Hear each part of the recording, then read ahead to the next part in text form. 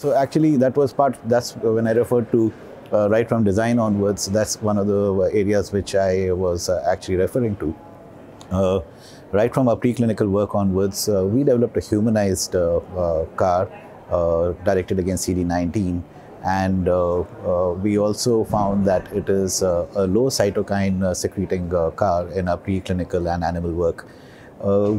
Fortunately, when we brought this to trial, we found that this profile was maintained. So even in the human trials, we found that cytokine production was low, CRS rates were very low, neurological events were almost negligible. In our phase 1, out of nearly 16 patients, we had only one patient who had neurological toxicity, and that too, this patient had a lot of comorbidities going into the therapy, including frank COVID-19 just before he got his CAR T cells. So apart from that, we found it to be very low indeed. So right from design onwards, we are focused on a CAR which will probably lead to less problems. And so far in the early phase trials, it seems to be bearing out.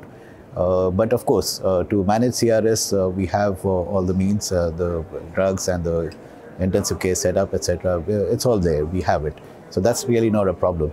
And for the centers which are doing bone marrow transplants and routinely treating ALL and AML patients, I don't think CRS management for an institution which is used to managing complicated patients is that big a deal.